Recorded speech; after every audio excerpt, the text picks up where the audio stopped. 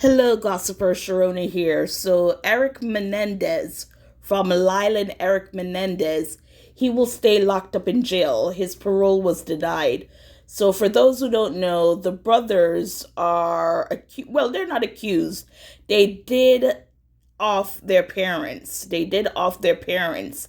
And they've been in jail now for like over 35 years in prison. And I think what people want from them is to admit that they did off their their mother and father without making excuses, in the sense that they said they were molested by their father.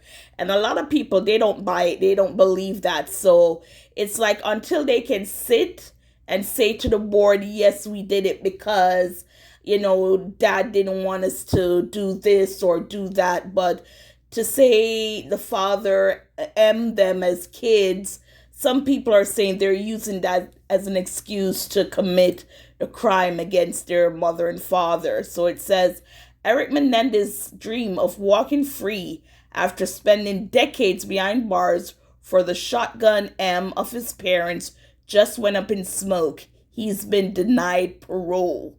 The California Parole Board's decision was handed down Thursday night after a marathon hearing in which Erik told what happened that fateful night and gave a window into his life behind bars.